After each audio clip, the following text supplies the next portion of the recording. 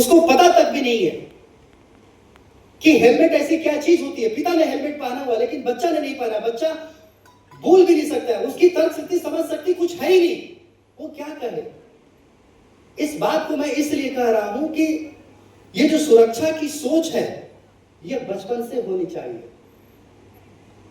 मैंने लॉ की पढ़ाई की हुई थी, सबसे पहले मैंने लड़ाई लड़ी, मैंने 4 साल के बच्चे के ऊपर हेलमेट का कानून पास करवाया।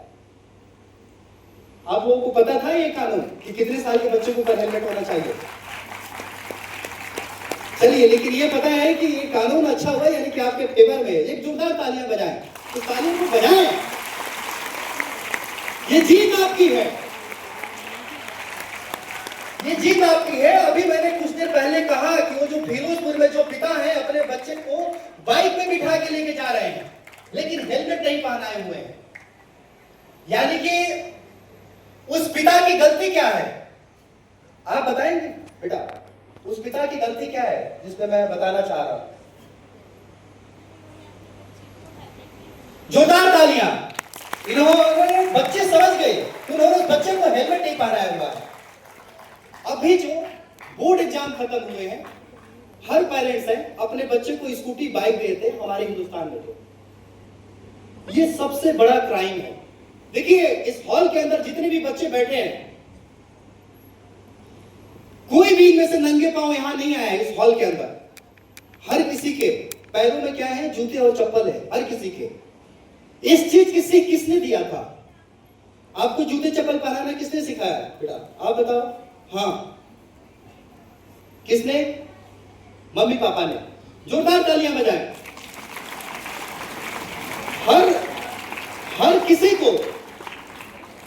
हर किसी को यानी कि जूते चप्पल पहनाना माता पिता ने सिखाया है। अब देखिए, एक ईमानदारी से बताइएगा कि जो घर में साइकिल है, लेकिन क्या आपके पापा ने कभी वो हेलमेट के लिए, या कितने बच्चों ने अपने पिता से हेलमेट मांगी होगी साइकिल के ऊपर हेलमेट पहनने के लिए? कितने लोगों ने?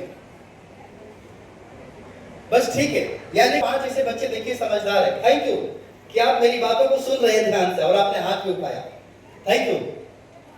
अब क्या है कि स्कूल के वो आप ही एक गर्ल है जो हेलमेट पहन करके स्कूल। अब देखिए, मैं कुछ दिन पहले जो चंदी मंदिर बता रहा था, वहां पर बच्चे को, फिर मैंने बाइक वाले के बाद फिर मैंने साइकिल वाले बच्चे से पूछा, जो 5-6 बच्चे ऐसे साइकिल में खड़े थे वहां स्कूल के बाहर। मैंने कहा, आप लोगों ने हेलमेट क्यों नहीं पहना है? तो वहां पर भी बच्चा वही हंसना चालू कर दिए हेलमेट के ऊपर पूछने के लिए। तो मैंने कहा, अच्छा, पिता के साथ या फिर आप बड़े होंगे 18 वर्ष के, तो क्या आप हेलमेट पहनेंगे? बोले हाँ जी, हेलमेट तो पहन लेंगे। क्यों पहनेंगे? तो बोलते वो ना कैंप के अंदर सीएमपी है ना, वो बहुत तगड़ी है, वो पकड़ लेती है, तो सीएमपी के डर से मतलब वो बच्चा हेलमेट पहनेगा, लेकिन खुद नहीं।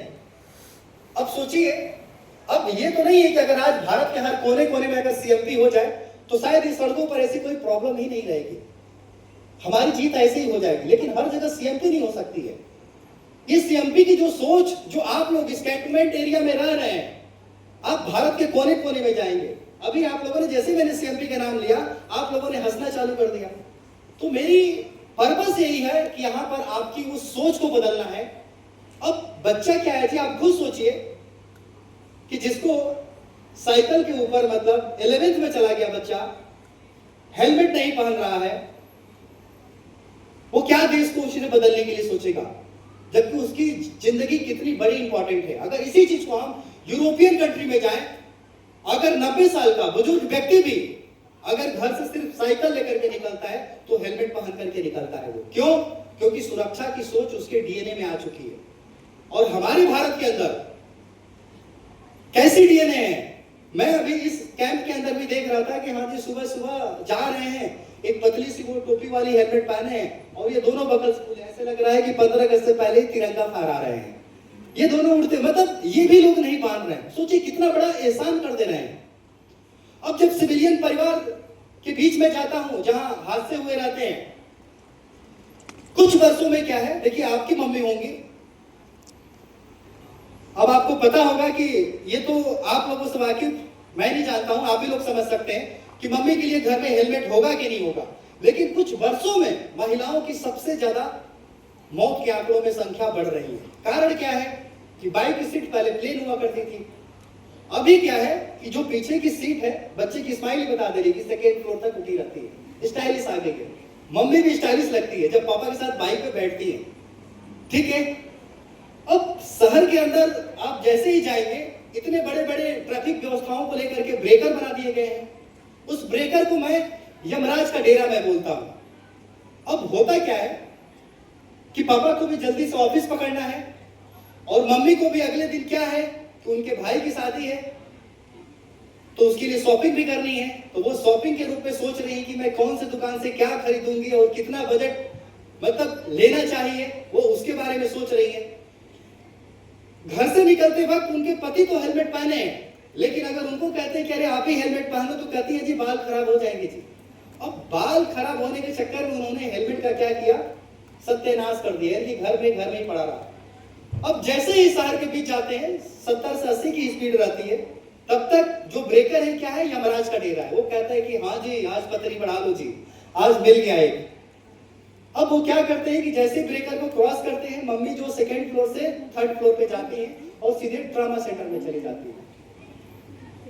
अब आप ये सोचिए कि एक बाल के चक्कर में या उनको बचपन से अभ्यास नहीं था, इस वजह से एक हेलमेट को एक अपने सुरक्षा के रूप में नहीं अपनाने का नतीजा क्या हुआ कि सीधे अस्पताल में जाकर के जिंदगी और मौत का बीच, जो कि उनके पति को ऑफिस के लिए जाना था, अब सारी चिंताएं, सारी जिम्मेदारियां, दुनिया की सारी जिम्मेदारी छोड़ करके सिर्फ पत्नी के लिए अब सोचना पड़ रहा है। एक हेलमेट ना पहनना हमारे भारत की सड़कों पर भी एक बीमारी है। उस बीमारी से हम जीत हो सकते हैं कि इस चीजों का अभ्यास कराएं। अब वहां पर क्या है कि जो भी जमा पूंजी होती है वो लड़ाई लड़ते हैं कई दिनों तक, जो भी होता है। अगर ठीक हो गई, घर वापस भी आ गई, तो उनको ना जाने बच्चों को कितने दिन भूखा सोना पड़ता है जी मम्मी के लिए, हाँ जी दिन रात। उस समय जब मम्मी अगर आ जाएगी अस्पताल से घर पर, तो हर बच्चा इतना प्यार दिखाएगा कि मम्मी बस तुम आ गई हो। मतलब भगवान के पास, हर किसी के पास, मतलब हर किसी के पास कोई विनती करता रहता है। सेम इसी तरीके से जब मैं आज भी किसी भी धार्मिक स्थल पे जाता हूँ, सर्वधर्म स्थल हो, आपके यहाँ आर्मी के या किसी भी बड़े जगहों पर, तो हर परिवार के जो लोग हैं अपने बच्चों की उम्र के, पति की उम्र की, अभी सावन का आज महीना शुरुआत हो गया है, हर कोई दुआ मांग रहा होता है। कोई ये जरूरी नहीं कि आप जो भगवान के भरोसे बैठे हुए हैं आप सब कुछ दुआ मांग रहे हो सकता है भगवान भी आपके भरोसे बैठा हो, क्योंकि वो चाहता है कि ये जो मैं आपके बीच जो आया हूं, ये जो बातें बता रहा हूं, ये बात इसलिए कि हो सकता है कल मम्मी भी मेरी ऐसी गलती कर रही हो, आज से कल जाकर के मैं पापा को ये बात बोल पाऊं। हो सकता है मैं अपने मित्र को नहीं बचा पाया, लेकिन आप अपने मित्र को बचाने के लिए, उसके बर्थडे में जाने के लिए आप हेलमेट का चुनाव करेंगे। हो सकता है आपके पिता भी जो ऐसे गलती करते हो छुट्टी के दौरान, तो आप अपने पिता के लिए एक योद्धा बन पाए। क्योंकि हमारे देश की सड़कों पर ये 2 लाख नागरिक के अलावा भी 1200 जो जवान होते हैं, जो अलग अलग विभाग, अलग बटालियन के होते हैं, 1200 हमारे देश के जवान रोड एक्सीडेंट्स में शहीद हो रहे हैं। सोचिए हमारे देश के आर्मी के अंदर इतनी बड़ी ट्रेनिंग होने के बावजूद भी आखिर ऐसे कुछ जवान क्यों गलती करते हैं? क्योंकि उनको बचपन से आदत नहीं होती है। कब से आदत नहीं होती है? बचपन से आदत नहीं होती है। यहाँ इस हॉल के अंदर कितने ऐसे बच्चे हैं जिन्होंने 4 साल की उम्र से मतलब हेलमेट लगाना शुरुआत किया था? कोई है? कोई भी नहीं है, हमें पता है, कोई भी है ही नहीं। अच्छा आप ही हैं हर चीज में। एक बार नाम बता दीजिए, क्या है आपका? हाँ रजत।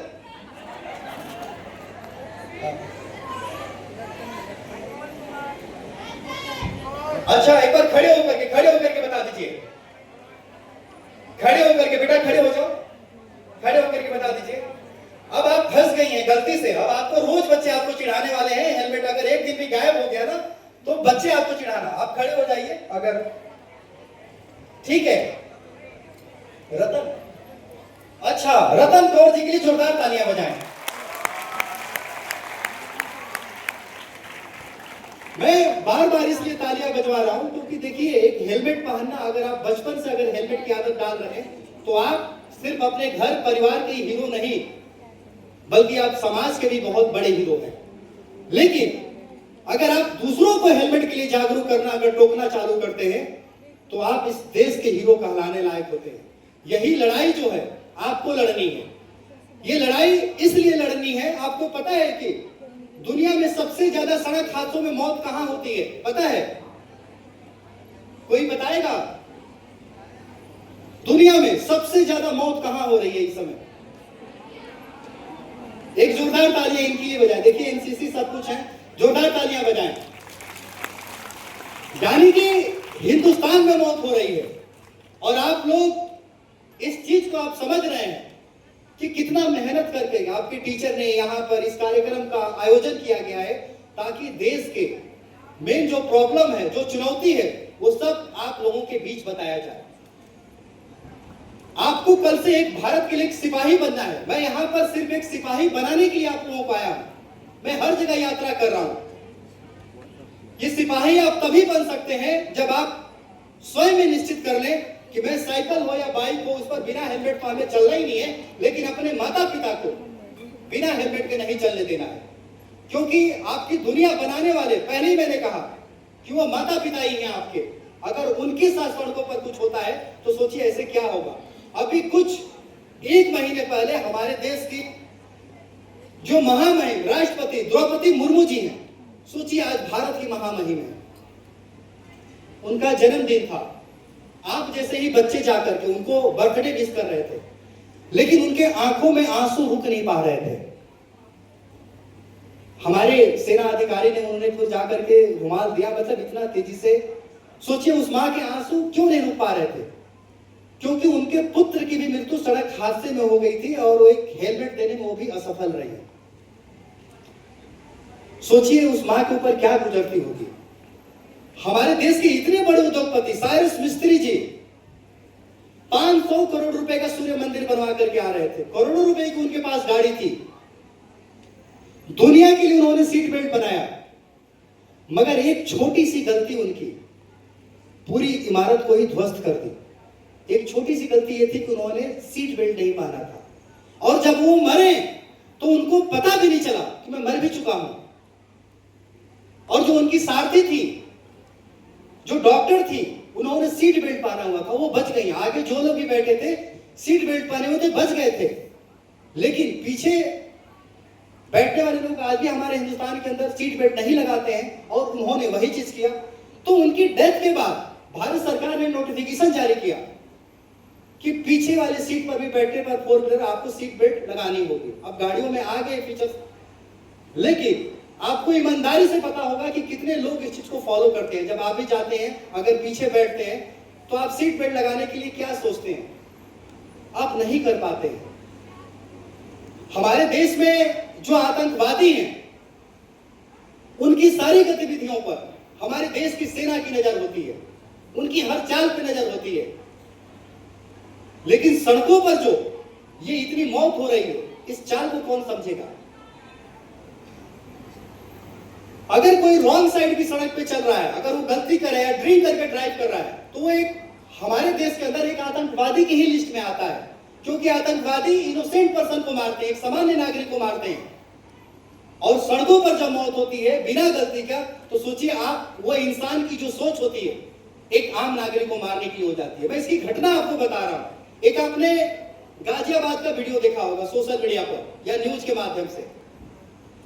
मेरठ एक्सप्रेसवे था, एक स्कूल बस थी, 100 की रफ्तार में रॉन्ग साइड से 20 किलोमीटर तक उसने यात्रा की। उसके सामने से उस 20 मिनट के दरमियान लगभग 1000 गाड़ियां गुजरी। 1000 गाड़ियां, एक से एक महंगी गाड़ियां, और उस एक्सप्रेसवे पर बहुत महंगे टोल भी हैं। लेकिन किसी ने भी उस बस का बहिष्कार नहीं किया। 1000 गाड़ियां उस बस के सामने से निकली, मगर एक परिवार फंस गया बिना गलती के। यानी कि सामने से उस बस से टक्कर होती है, उस परिवार की कोई गलती नहीं थी। 70 से 80 की स्पीड में जा रहा था अपना लेन डिसिप्लिन में, लेकिन बस जो रॉन्ग साइड से 100 की रफ्तार में आ रही थी। और 100 की रफ्तार में आने से जो एक्सीडेंट हुआ, सोचिए 180 की रफ्तार में एक्सीडेंट होता है, और ऑन द स्पॉट 6 लोगों की मौत होती है, और 2 बच्चों की जाके अस्पताल में मौत होती है। हमारा भारत इस हादसे को लेकर सिर्फ वही तक जानता है, लेकिन इसके पीछे की कहानी को कोई भी नहीं जानता है। मैं आप लोगों को बता रहा हूं। 2 दिन बाद जिस गाड़ी को उठा करके थाने लेकर के वहां पर रखा हुआ था, मैं उस गाड़ी को जब देखता हूं दृश्य, तो आज भी मेरे आंखों के सामने वो आ जाते हैं। उस गाड़ी के पास 8 से 10 कुत्ते थे और 2-4 कुत्ते उस गाड़ी के अंदर बैठे हुए थे, क्योंकि गाड़ी इतनी बुरी तरीके से एक्सीडेंट हुई थी कि उसमें जो उस परिवार के जो मांस के टुकड़े थे, ऐसे बॉडी के छोटे छोटे पार्टिकल जो शरीर थे, उसको निकालना बहुत बड़ा चैलेंजेस था।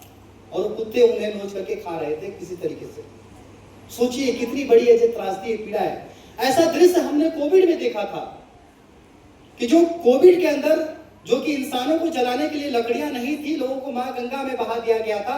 वहां पर बक्सर की न्यूज थी, जो पूरी दुनिया के मीडिया चैनल ने देखा उस चीज को, कि जो इंसान को है जो कुत्ते नोच करके खा रहे हैं। लेकिन उससे बड़ी त्रासदी सड़क दुर्घटना है। अगर उस बस वाले ने अपनी सूझबूझ, अगर आप जैसे ऐसे यकीन मानिए, अगर उस बस में अगर बच्चे बैठे होते तो कितना बुरा ये चीज हाल होता, न जाने कितने घरों का चिराग बुझ जाता। तो ये जो सड़कों पर जो इस तरीके से जो दृश्य दिखाई दे रहे हैं, और आपके अंदर जो मन में आता होगा, सड़क दुर्घटना होती होगी तो सिर्फ 4 व्हीलर वालों की छवि उभर के आती है। लेकिन सबसे ज्यादा जो मौत हो रही है, मैं आप लोगों को इसलिए टिप में बता रहा हूं, सबसे ज्यादा मौत पेडिस्टेरियन जो सड़क पे चलने वाले होते हैं, साइकिलिंग और बाइकर की, इनकी 80% संख्या है मौत में। इसलिए मैं बार बार ये सारे आप लोगों को बातें डीप में बता रहा हूं।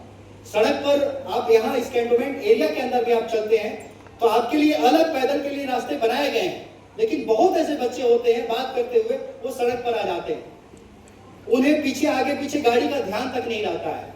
लेकिन ये ध्यान यहां तक तो सही है, लेकिन हमारे भारत के अंदर क्या है, अलग अलग आप देखते होंगे क्लाइमेट, गर्मी जाड़ा बरसात आता है। अब ऐसे ही जब फॉग का समय होता है, और अभी भारत के अंदर इलेक्ट्रिक वाहनों की संख्या आप देख रहे हैं तेजी से बढ़ रही है, और इलेक्ट्रिक वाहन के अंदर कोई साउंड नहीं होता है। अगर आप ऐसे ही गलती से सड़क पर आप आ गए और आप सोचेंगे कि पीछे से गाड़ी की जो साउंड होगी, या तो हॉर्न मारेगी या तो फिर मुझे दिखाई देगा, मैं खुद ही हट जाऊंगा। लेकिन ये आपकी सोच, ये भारत में अभी जो मौत के आंकड़े ये 2 लाख है, यही सोच आने वाले समय में हमारे एक सर्वे के अनुसार जो है 10 साल के बाद ये संख्या, ये लगभग जो अभी हम 2 लाख मौत के आंकड़ों पे हैं, लगभग ये 15 से 20 लाख हम मौत के आंकड़ों पर तक पहुंच जाएंगे। सोचिए कितनी, क्योंकि आज हमारे भारत के अंदर ही लोगों को सड़कों पर घर बनाने हैं, अतिक्रमण, मार्केट, सब कुछ। आप कभी भी इस कैंप से बाहर आप सिविलियन एरिया में चले जाइए तो आपको बहुत सारी समस्याएं ऑटोमेटिक दिख जाएंगी, क्योंकि आज के समय में जो सिविलियन परिवार है वो अपने बच्चों के साथ एग्जाम खत्म होने के बाद कभी 1 घंटा बैठ करके सड़कों के ऊपर चर्चा नहीं करते हैं।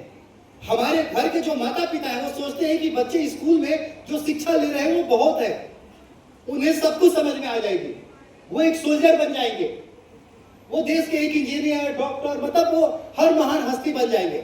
लेकिन बनेंगे तभी ना जब आप सड़कों पर सुरक्षित रह पाएंगे, जब सड़कों पर आपकी चलने की जो बिहेवियर होगी वो आपके दिमाग की तर्क शक्ति में, आपकी सोच में डेवलप होगी। तो क्या हम सब तैयार हैं बदलाव के लिए? हमें पता है आप लोग सो गए होंगे, क्योंकि आपको पता होगा कि ये सिर्फ बातें आप ही के ऊपर हो रही है। आप सोच रहे हैं कि हेलमेट मैन इधर उधर की बातें क्यों नहीं कर रहा है, हर चीज घुमा के हमारे ऊपर ही कर दे रहा है। तो हम सब बदलाव के लिए तैयार हैं? देखिए मैंने अभी बदलाव के लिए क्या किया है, एक हेलमेट बैंक का सिस्टम डेवलप किया हुआ है। हेलमेट बैंक में रहता है कि किसी भी स्कूल, संस्थान, कहीं भी जहां उस कैंपस के अंदर, जैसे मैंने ऐसे बहुत जगह डेवलप किए हैं, 100-200 हेलमेट से शुरुआत किया है, ताकि किसी स्कूल के अंदर ऐसे बच्चे साइकिल से आ रहे हैं या कॉलेज के अंदर बाइक से आ रहे हैं, तो कोई भी अपना आई कार्ड दिखा करके उस कैंपस से हेलमेट ले सकता है, फिर वापस आकर के 1 हफ्ते के अंदर जमा कर सकता है। क्योंकि हमारे भारत के अंदर हर कोई जूते पॉलिश तो रोज कर लेते हैं, लेकिन हेलमेट की लोग साफ सफाई नहीं रखते हैं। वहीं पर वॉलंटियर भी जो होते हैं, कुछ ऐसे बच्चे जो हेलमेट की साफ सफाई करते हैं, डीओ पॉलिश वॉलिश मार करके एक नया तरीके से एक हेलमेट को प्रेजेंट करते हैं। कारण क्या है? क्योंकि हमारे भारत के अंदर आज भी 80% लोग डुप्लीकेट हेलमेट का इस्तेमाल कर रहे हैं। हमारे देश में ही हेलमेट की मैन्युफैक्चरिंग होती है, यहीं से नेपाल में जाता है। नेपाल के अंदर आपको ढूंढने से भी एक भी डुप्लीकेट हेलमेट नहीं मिलेगा। वहां पर मैंने खुद देखता हूं कि कोई भी व्यक्ति 4 से 5 हजार कम का हेलमेट पहना ही नहीं है, और हमारे यहाँ सिर्फ पुलिस चालान से बचने के लिए, सिर्फ सेफ्टी से बचने के लिए लोग हेलमेट लगा रहे हैं। तो कहां से चीज आएगा? तो हेलमेट बैग में क्या है, एक तो अच्छा एक मजबूत BSI स्टैंडर्ड्स का हेलमेट जो कि आपके लिए, लेकिन आप लोग ऐसा नहीं कि मैं हेलमेट की बातें कर रहा हूं, कल से जाके दुकान से कोई भी हेलमेट लेके आ जाइएगा, गलत होगी। आप पहले अपना, जब आप जूते और चप्पल पहनने की आपकी क्या होती है, साइज होती है, पैरों में साइज होती है, इस तरह के जूते आते हैं, तो पहले अपना हेड मैपिंग करवाइए। किसी अच्छे दुकान पर आप जाएंगे तो बोलेंगे अंकल ये मेरा हेड है, हेड मैपिंग। क्योंकि होता क्या है कि आप कोई भी अगर आप हेलमेट पहन करके चलते हैं, लोग कहते हैं ना कि बाल झड़ जाते हैं, यही है ना समस्या, बाल झड़ने की लोग बताते हैं ना, बिल्कुल। इसलिए बहुत ऐसे बच्चे देखे नहीं।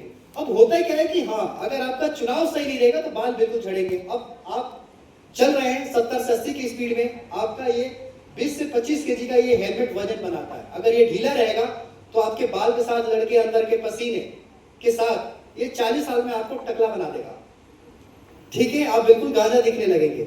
लेकिन अगर आप सही हेलमेट का चुनाव कर लेंगे, आप देखते होंगे बहुत सारे स्पोर्ट्स जो राइडर होते हैं वो या तो कपड़े लगा करके या अच्छे हेलमेट का चुनाव करते हैं। आप 100 की भी रफ्तार में अगर चले, मैं ये नहीं कहता हूं कि 100 की रफ्तार में चले, लेकिन आपका कभी कभी मन कर गया, तब भी आपका बाल भी सुरक्षित रहेगा और आपकी हेड भी प्रोटेक्ट। यानी कि हमारे हिंदुस्तान में लोगों को पता ही नहीं है कि किस तरह का ये हेलमेट होना चाहिए और हमें लगाना चाहिए। बस पुलिस चालान से बचने के लिए कुछ भी हेलमेट सर पे डाल लेते हैं, इसी वजह से ज्यादा समस्या आती है। लेकिन आप लोग इतने स्मार्ट हैं, आप लोग इतने हर चीजों का एक परख रखते हैं, एक योद्धा के रूप में है, क्योंकि आप लोग ऐसी गलतियां नहीं करेंगे। और जब बचपन से आपको एक अच्छे हेलमेट की आदत पड़ जाएगी तो आप ही लोग भविष्य के एक स्मार्ट रोड यूजर हैं और इस भारत की सूरत को बदल सकते हैं। तो मैंने हेलमेट बैंक की बात की। अगर आपको लगता है मैम, प्रिंसिपल जो भी चीजें, अगर आप टीचर बैठे हैं, आप अपने प्रिंसिपल मैम के पास जाइए, ये बताइए कि अगर हो सकते हैं कल 10 बच्चे हेलमेट पहन करके आए, बाकी लोग हंसे नहीं, बल्कि कुछ समय के लिए आप हेलमेट बैंक ऐसे उसमें कंट्रीब्यूट करके उसको डेवलप कराइए, ताकि जो आपके आने वाले जो बच्चे हैं, जो छोटे जो जूनियर हैं, वो आपसे सीखें कि हमारे सीनियर ये सिखा करके गए। इसकी लड़ाई आपको लड़नी होगी, तो हम सब तैयार हैं? एक ताली तो बजा दीजिए पीछे से। ये तालियां छोटे बच्चों के लिए है। ये अभी यहां पर आप देखेंगे हेलमेट भी पहनाए जाएंगे, क्योंकि इसकी शुरुआत होगी। आप देखिएगा कितने स्मार्ट, कितने शकल पे एक अच्छी मुस्कान भी होगी। लेकिन ये मुस्कान इस आजाद भारत को खुशहाल भारत बनाने के लिए तभी सफलता मिल पाएगी जब हम सब एक योद्धा के रूप में एक लड़ाई लड़ेंगे। देखिए मेरे बारे में, ये मैंने जब लड़ाई अपनी शुरुआत की थी, तो ये जो 70,000 हमने जो हेलमेट बांटा हुआ है, अब आप सोचिए, ऐसा नहीं कि हेलमेट मैन यूं ही सड़कों पर सिर्फ एक हेलमेट बांट करके हाँ जी ये काम कर दिया। अब हेलमेट बांटने के लिए पैसे चाहिए होते हैं, खरीदने के लिए। अब जो मेरा मित्र था, कमरे के अंदर 2 बेड थे, चला गया, एक बेड खाली खाली हो गया। बाकी जो मित्र थे बोलते यार उस दोस्त को भुला नहीं पा रहे, वो ड्रिंक करके कुछ भी करके 1 महीने तक यूं ही मस्त है, बोले यार दोस्त की याद नहीं जा रही है। मतलब ऐसे उस तरीके से अलग अलग सब, किसी ने अपना घूमने चल गए, निकल गए, अपने रास्ते तय कर लिए। दोस्त होते हैं अलग अलग, जल्दी से गम को उचित। लेकिन मैंने कहा कि नहीं, मुझे अपना दोस्त जो गया उसको जीवित करना है, एक लड़ाई लड़नी है। सड़कों पर हेलमेट लेकर के उतर गया। हेलमेट बांटने की जिद, हर कोई एक पागल की तरह समझता था। या सड़क पर जब हेलमेट लेकर के खड़ा होता था, कोई कहता था 1 2 2 2 2 2 ऐसे लेकर के चले जाते थे। कोई ये नहीं सोच पाता था कि मैं हेलमेट क्यों दे रहा हूं, किसी को नहीं फर्क पड़ता था। लेकिन जब मेरे हेलमेट देने से जब किसी की जिंदगी बचने लगी, तो वो मेरा एक पैशन बन गया कि मैं भले अपने मित्र को तो नहीं बचा पाया, लेकिन मेरे हेलमेट देने से ये दूसरे की जिंदगी बच रही है। अगर मैं अपना प्रयास कर रहा हूं, मैं अपने मित्र को खोया हूं, तो भारत का कोई भी नागरिक अपना मित्र ना खोए। फिर आगे चल करके और भी समस्याएं आई, क्योंकि अब भारत के अंदर कोने कोने तक पहुंचना था। शहर के अंदर घर खरीदा था, घर भी बेच दिया। अब आप सोचिए कितना बड़ा वो चीजें, पागलपन ये चीजें। जिसको मैंने घर बेचा वही हमारे ऊपर हंस रहा था। तो मैंने कुछ कहा नहीं, एक लाइन कही कि सुख चैन की ठंडी छांव तले मुश्किल है यहाँ बसर मेरा। महलों में कबूतर रहते हैं, मैं बाज हूँ पर्वत घर मेरा। रण स्वाभिमान का लड़ने को मैं एक अकेला काफी हूँ। एक हिम्मत है तलवार मेरी, 2 बाजुएं है लश्कर मेरा। तो इस सोच के साथ जो मैंने डिसीजन लिया और आज जो बदलाव देख रहे हैं, आज भारतीय सेना के बीच जो सामने होकर के अभी मेरी कई जगहों पर यात्रा है, कई तरह आपके जैसे बच्चों से मिलना है, हर किसी को योद्धा बनाना है, और आज मिशन मेरा यहाँ तक भी पहुंचा है और भारत के हर कोने कोने तक भी वो चीजें पहुंच रहा है। हो सकता है अगले वर्ष आपको मेरे बारे में तेलुगु में मूवी भी आ रही है, आपको कुछ समय बाद ऐसी हॉल के अंदर मूवी भी देखने के लिए मिले। तो पर्पस ये नहीं है, पर्पस ये है कि एक लड़ाई जो भारत के हर परिवार तक, हर उस माता पिता तक संदेश देना है कि किस तरीके से वो अपने बच्चे को एक योद्धा बनाए। शादी हुई, शादी के बाद पत्नी भी आई, उन्होंने भी साथ दिया। पहले तो बहुत चीजें उनको बुरा लगता था कि हाँ जी कब तक काम करते रहोगे, लेकिन वो मिशन से खुद भी इतना इंस्पायर हुई कि उन्होंने भी अपनी ज्वेलरी तक नीलाम कर दी। तो आपका ये मिशन जो है दुनिया की नजर में सफल भले, लेकिन आपका अगर परिवार आपके साथ नहीं है तो आपका मिशन हमेशा वो असफल रहता है। लेकिन जो आप एक सही दिशा पर, सही मार्ग पर जो एक लड़ाई लड़ रहे हैं, ये लड़ाई सिर्फ सड़कों पर जिंदगी बचाने की नहीं है, ये लड़ाई जो हमारे देश के अंदर जो नारी शक्ति है, वो मातृ शक्ति है, उसको भी मजबूत बनाने के लिए कार्य लड़ाई लड़नी है। क्योंकि आपको पता है कि मैंने पहले ही बताया कि जो सिविलियन परिवार में किसी के पास कोई पैसा नहीं होता है, सोचिए किसी के घर का मुखिया अगर अस्पताल में जाता है तो जो नारी शक्ति हो कि अपने तन के जो जेवर होते हैं वो बेच रही होती है, घर बेच रही होती है, डॉक्टर की छोटी सी उम्मीद पर डॉक्टर ये कहते हैं कि भगवान पे भरोसा रखिए, मैं कर रहा हूं, उस उम्मीद पर 1-2 महीने का इलाज सब कुछ वो लड़ाई लड़ती है। और फिर लास्ट आखिरी तक में उनकी पति की जब जिंदगी नहीं बचती है तो फिर उनके पास एक बहुत बड़ा चैलेंज जो कर्ज लिए हुए होते हैं उसको चुकाने के लिए होना पड़ता है। और जो 2 बच्चों की घर में अगर जिंदगी है, उन बच्चों को स्कूल फीस, कॉलेज फीस, समाज की बहुत सारी जिम्मेदारियां जो उनके पैरों में एक बेड़ियां की तरह वो बंध जाती है। वो नारी शक्ति, वो मातृ शक्ति, वो बहुत ही हताश हो जाती है। फिर उनको अंत में सिर्फ एक ही चीज दिखाई देता है कि मार्केट से जा करके एक जहर की शीशी लेकर के अपने बच्चों को और खुद को भी मौत को गले लगा लेती है। ये हमारे भारत की जो नारी शक्ति, ये भारत को विकसित राष्ट्र के रूप में कल ये सोच रही थी, हंस रही थी, लेकिन अपने पति के जाने के बाद ये ऐसी जो जिम्मेदारियां आई तो उनको मौत को गले अपने साथ साथ बच्चों को भी लगाना पड़ रहा है। ये हमारे देश के सिविलियन परिवार की हकीकत है ये। अब आप सोचिए, हर दिन 500 जो लोगों की मौत हो रही है, उनमें से कितने लोग आ रहे हैं जो सड़कों पर इस लड़ाई को लड़ रहे हैं? कितने लोग आ रहे हैं? वो तो खुद हमारे समाज में क्या होता है, तेरहवीं होती है। आज किसी के भी मरने के बाद लोग श्रद्धांजलि देते हैं, श्रद्धांजलि देने के बाद 100 रुपए का न्योता देते हैं, वही लोग खत्म हो जाता है। लेकिन इस समाज के अंदर उनकी जिम्मेदारियां क्या होती हैं? जो लोग श्रद्धांजलि देते हैं, जिम्मेदारियां ये हैं कि किसी भी परिवार में, अगर सिविलियन परिवार में अगर डेथ हो रही है तो वहां पर राज्य सरकार, केंद्र सरकार और हमारे मोदी जी द्वारा भी 2 लाख रुपए का एक्सीडेंटल बीमा, राज्य सरकार से 5 लाख रुपए मिलता है, कृषि के माध्यम से भी 5 लाख रुपए मिलते हैं, केंद्र सरकार से भी चाहिए। ऐसी कुछ योजनाएं हैं जो 11 से 15 लाख रुपए तक उस परिवार को जो मिल सकता था। लेकिन इस राशि के लिए सिर्फ 2 पेपर ही जमा करने होते हैं। पहला एक्सीडेंटल, यानी कि जहां पे उसका FIR होना चाहिए, और दूसरा डेथ सर्टिफिकेट। लेकिन सोचिए, इस राशि को 95% परिवार ले ही नहीं पाते हैं क्योंकि उनको नॉलेज ही नहीं इस बात का। इस बात मैं आपको इसलिए जोर दे रहा हूं क्योंकि आप लोग जा करके समाज के हो सकता है एक अलग अलग अधिकारी बनेंगे, IPS बनेंगे, DM बनेंगे, लेकिन आपको यह तय करना है कि जिस घर में जो पीड़ित परिवार है उसके लिए फाइनेंशियल के लिए आपको जो उसका हक है, जो संविधान के अंदर, वो उसका हक दिलाना है। क्योंकि वो परिवार अगर मजबूत होगा तो हमारे देश के लिए, राष्ट्र के लिए काम आएगा। अदरवाइज न जाने ऐसे ही लोग मौत को गले लगाते रहेंगे और ये चीजें बढ़ती जाएंगी। तो क्या हम सब तैयार हैं लड़ाई लड़ने के लिए? चलिए, ये तो जो बातें हो गई आप लोगों के बीच, हमें आशा है कि आप लोग, अब हम इस बात को मजबूत करने के लिए, सुनिश्चित करने के लिए हम एक अग्नि शपथ यहाँ पर हम आए हैं। ऐसा नहीं कि आप लोगों को मैं कोई कहानी यहाँ सुनाने के लिए नहीं आया हूँ, बल्कि आप लोगों को मैं अपना एक मित्र बनाने के लिए आया हूँ, ताकि आप कल से इस भारत के एक महान योद्धा हैं, जैसे आपके जो पिता एक योद्धा है जो लड़ाई लड़ रहे हैं। आज हमारा देश आपने देखा होगा कि मात्र सिर्फ 27 लोगों की जो आम नागरिक की जो आतंकवादियों द्वारा जो गोली मारी गई थी, हमारी भारतीय सेना ने जोरदार आप लोग तालियां बजाएं। भारतीय सेना ने इस तरह बदला लिया कि पूरी दुनिया देखती रह गई। तो आज हम इस तरीके से मजबूत है कि दुनिया का कोई भी ऐसी चुनौतीपूर्ण हो, उसमें भारत हमेशा से आगे है।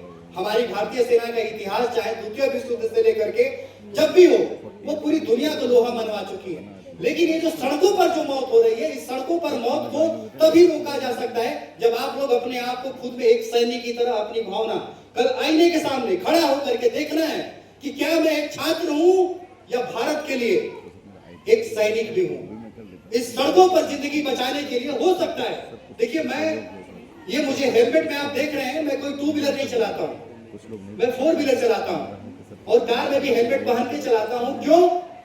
क्योंकि साइरस मिस्त्री जैसा व्यक्ति अगर कोई सीट बेल्ट अगर नहीं पहना था, हमारे देश की इतनी बड़ी क्षति है, अगर कोई 50 लाख की गाड़ी लेके जा रहा है, अगर उसको सीट बेल्ट के लिए टोकूं तो शायद वो बुरा ना माने। और गाड़ी के पीछे एक संदेश भी हमने लिख दिया है कि यमराज ने भेजा है बचाने के लिए, ऊपर जगह नहीं है जाने के लिए, हेलमेट और सीट बेल्ट का प्रयोग करें। बहुत लोग तो पीछे से देख के पहन लेते हैं। तो ये हेलमेट कई बार प्रोटेक्शन का भी काम करता है, जो कार चलाते वक्त लोग समझदारी से समझ जाते हैं और गाड़ी के पीछे लिखा हुआ संदेश बाइकर भी समझ जाते हैं। नई नई स्कूटी लिए रहते हैं जो कभी हेलमेट नहीं पहने होते, उस चीज को देख करके भी हेलमेट पहन लेते हैं और बाकी हम हेलमेट तो देते ही रहते हैं जो सड़कों पर। तो आप लोगों के लिए, कुछ बच्चों के लिए हेलमेट भी लेकर के आए। हमें पता है कि आपके अंदर इतनी मतलब वो गर्मी कब से आप बच्चे हाँक रहे हैं, बहुत जल्दी ही इसको माइंड अप भी खत्म करेंगे। लेकिन एक योद्धा की तरह जो आगे पंक्ति में जो अधिकारी गण जो बैठे हैं आपके, आपको पीछे से दिख जाना चाहिए कि जो आज बच्चे मिल करके, क्योंकि आगे की संख्या कम है और आप लोगों की संख्या ज्यादा है, तो आज आपको एक फौज की तरह बनना होगा। ठीक है, एक आग, एक आपके अंदर एक चिंगारी की तरह होनी चाहिए। मुझे भी पता चले कि जो मैंने संकल्प लिया भारत की सड़कों पर हर परिवार की जिंदगी बचाने के लिए, हर बच्चे का भविष्य बचाने के लिए, ताकि इस आजाद भारत के अंदर वो बच्चा खुशहाल भी रहे और देश को एक मजबूत राष्ट्र बनाने के लिए वो एक लड़ाई भी लड़े। तो हमारा नारा एक रहेगा, हेलमेट लगाओ जान बचाओ। अच्छा, पहले से पता भी था किसी को जान बचाओ? अरे बहुत अच्छा, जोरदार तालियां बजा दे जी बच्चों ने। तो हमारा नारा ये है, हेलमेट लगाओ, आपको बोलना है जान बचाओ। सीट बेल्ट लगाओ, आपको बोलना है जान बचाओ। देखिए, आप सड़क पर स्कूल से आप बाहर आएंगे, ड्रेस में आएंगे, अगर आप कहीं भी आपको नॉक करके जो उसमें जा रहे हैं, रेड लाइट पे गाड़ी रुकी, अगर अंकल को बोल देंगे ना सीट बेल्ट अंकल प्लीज, तो सोचेंगे कि यार ये ट्रैफिक पुलिस वाले भी नहीं है, सीएमपी वाले भी नहीं है, ये बच्चा कैसे वो चीज हमको बोल रहा है। लेकिन वो समझ जाएंगे। जब आपकी तरह बच्चे 2 बार 4 बार ऐसे, उनको लग जाएगा कि जो आने वाले जो भारत के बच्चे हैं ना, अब वो हमारा भारत नहीं रहा, ये बच्चे अपने आप एक सड़क के एक सिपाही हो चुके हैं। ये सड़कों पर रक्त के निशान नहीं दिखाई देने देंगे और खुद भी साइकिल के ऊपर हेलमेट पहन करके चलेंगे और माता पिता के साथ कभी भी जाएंगे बाहर तो मम्मी को तो हेलमेट के लिए बोलेंगे अगर वो स्कूटी की अगर उनकी चालक बनती है, लेकिन खुद भी स्वयं में हेलमेट पहन करके बैठेंगे, क्योंकि मम्मी को भी पता चले कि नहीं हमारा जो बेटा है, पुत्र गर्व से कहे कि नहीं एक सैनिक की तरह है। हो सकता है किसी उनकी जो दोस्त होगी, जो उनके पुत्र होंगे, उनके पास हेलमेट नहीं होगा, आपसे प्रभावित होकर के मम्मी उस बच्चे के लिए हेलमेट लेकर के बर्थडे पर लेकर के पहुंच जाए। तो ये जरूरी है कि हमें ही एक दूसरे की ताकत बनी है। और दूसरा हमारा नारा है, सड़कों पर 2 लाख मौत, आपको बोलना है हम स्वीकार नहीं करेंगे। सड़कों पर 2 लाख मौत, सड़कों पर 2 लाख मौत स्वीकार नहीं करेंगे। हेलमेट लगाओ जान बचाओ, सीट बेल्ट लगाओ जान बचाओ। मैं धीरे से बोल रहा हूं और आप लोग की इतनी ऊंची आवाज, हमें पता है कि अभी आप लोगों को शब्द याद है कि आप भारतीय सेना को भी बता देना चाह रहे हैं कि हम भी ऐसे योद्धा हो गए। ठीक है, तो अब देखिए आपके बीच हम अग्नि शपथ के लिए हम अग्नि को, देव को खुद ही आमंत्रित करना चाह रहे हैं कि हमारे जो जवान हैं वो अग्नि शपथ के लिए वो मसाल लेकर के आए, ताकि इन बच्चों को एक योद्धा बनाए आज इस लड़ाई के लिए। तो मैं आमंत्रित करूंगा, आए सर, जोरदार तालियां बजाएं इस मसाल के लिए। तालियां रुकनी नहीं चाहिए, रुकनी नहीं चाहिए।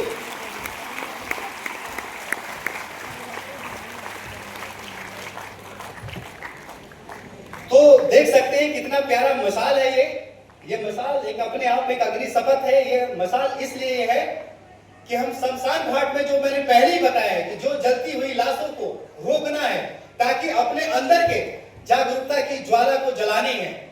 तो ठीक है, देखिए कैमरे भी उठ गए, बच्चों के मोबाइल भी तैयार हो गए हैं और बहुत लोग आवाज देने के लिए भी तैयार है। तो हम सब तैयार हैं? हेलमेट लगाओ, जान बचाओ, सीट बेल्ट लगाओ, हेलमेट लगाओ, सीट बेल्ट लगाओ। सड़कों पर 2 लाख मौत, सड़कों पर 2 लाख मौत। भारत माता की वंदे मातरम। जय हिंद।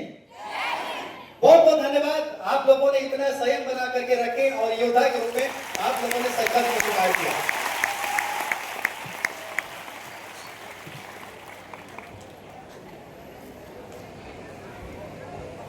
तो ये अग्नि शपथ कैसी रही? अच्छी रही? देखिए मैंने तो अग्नि शपथ भी जलवा दिया, इतना सब कुछ कार्य भी किया। अब जो कल से आप लोगों को कार्य करने हैं, अब मैं सोच रहा हूं कि उसे भी याद दिला दो ताकि वो मेमोरी आपके अंदर से कभी जाए ना। कल से आप लोगों को जो कार्य करना है वो चीज, वो दृश्य भी आप लोगों को याद रहे। क्योंकि कितने साल के बच्चे के ऊपर हेलमेट का कानून पास है? आपने इस बच्चे को बचा दिया। मुझे लगा वो बच्चे शायद सो रहे होंगे या उनको मालूम नहीं होगा, लेकिन पहले ही आप लोगों ने बता दिया। चलिए धन्यवाद। तो मैं आमंत्रित करूंगा कुछ उन बच्चों को जो चुना गया है आज के लिए हेलमेट के लिए, तो प्लीज वो बच्चे भी आ जाएं एक बार ऊपर और जोरदार तालियां इन बच्चों के लिए बजाएं।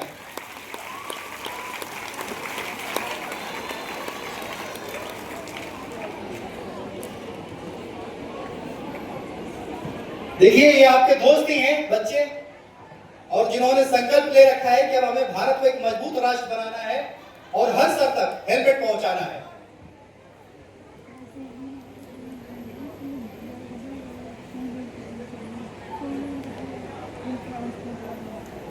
कैसे? हमें तो अच्छा लग रहा है, बहुत बहुत कुछ ओजस। जी बहुत अच्छा लगा। कल से क्या बोलेंगे दोस्तों? हेलमेट लगा। अभी हेलमेट मिल रहा है तो बोलेंगे या फिर पहले? नहीं पहले भी सोचेंगे। अच्छा, आपने चेयर पे बैठे बैठे क्या सोचा? सर कि सबको कहूँगी कि हेलमेट लगाओ। Yes sir, yes sir, yes sir, yes sir. Sir जन्नत। आप क्या कहना चाहेंगे? सर नेक्स्ट टाइम से मम्मी बिना हेलमेट के बाइक पे तो नहीं बैठेगी। क्या बात है।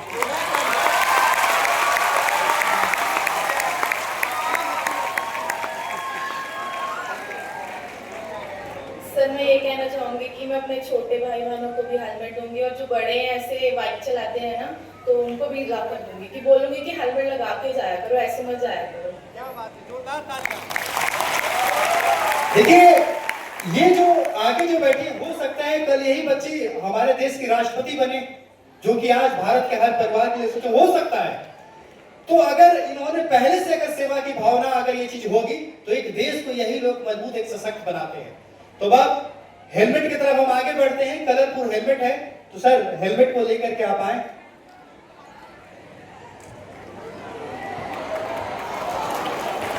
सर मैं आपसे अगर आग्रह करता हूं, अगर आप भी आ जाएं सर, इन बच्चों को ऐसे हेलमेट, क्योंकि हमारी सेना जो है युद्ध में भी हमेशा हेलमेट पहन के रहती है। आपको पता है हेलमेट कितना इंपॉर्टेंट होता है, और नहीं तो साथ में एक और भी कैरी करके लेकर के चलते हैं। तो सर इन बच्चों को हेड्स के लिए एक बार आप हेलमेट इनको पहनाएं। जोरदार तालियां।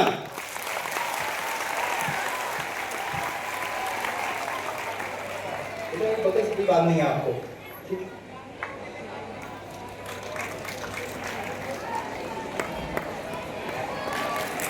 तालियां बजती रहनी चाहिए।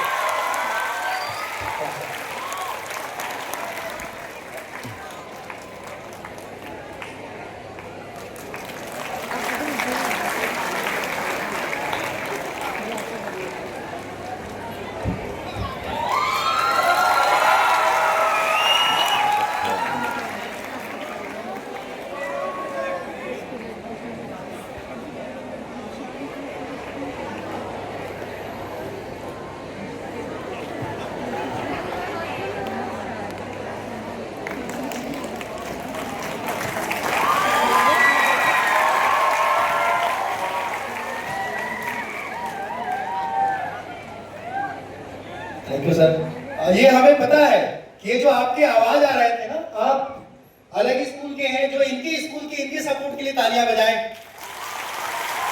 ओ, मुझे तो पता ही नहीं था कि ऐसे ऐसे छुपा रुस्तम बैठे हैं। अब चलिए इनके सपोर्ट के लिए बजाएं।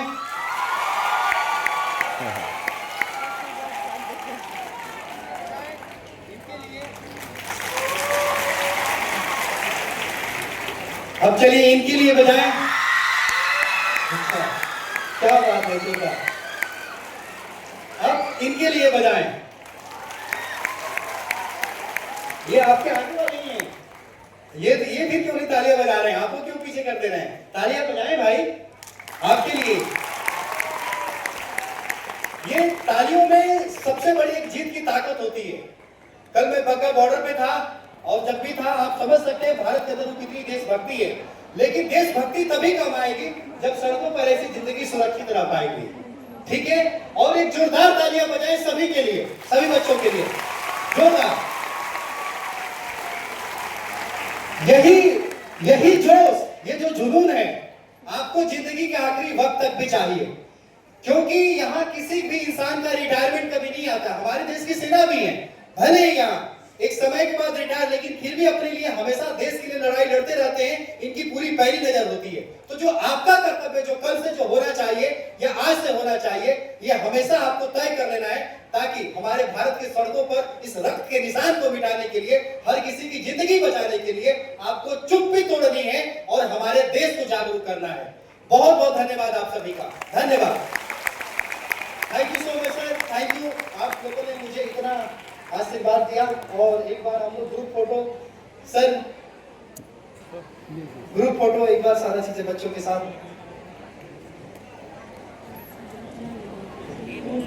हाँ, एक बार टीचर्स भी आ जाएं अगर, वो भी, क्योंकि आपका आशीर्वाद बहुत जरूरी है। क्योंकि आप ही लोग इन बच्चों के विश्वास से भारत के भविष्य को गढ़ रहे हैं। एक बार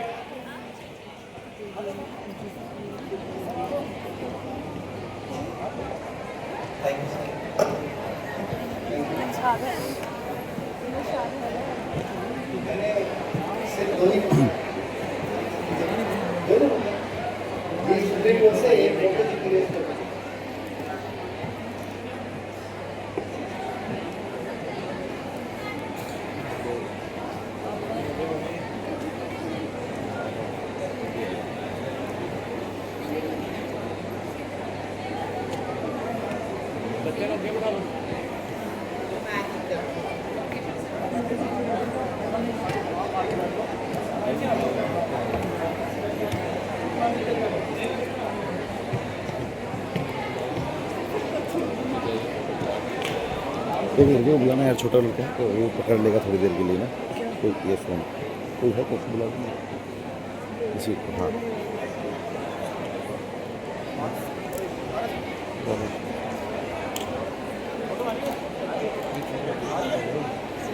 मैं इस बच्ची को बहुत धन्यवाद करता हूँ। उन्होंने देखा नहीं लेकिन पूरे ध्यान से सुनी थी, ब्लाइंड है। एक बार जोरदार तालियां बच्ची के लिए बजाएं।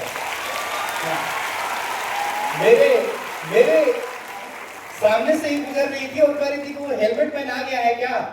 मैं उससे पहले आया, मुझे देख रहे, मुझे बड़ा अच्छा लगा इनके शब्द।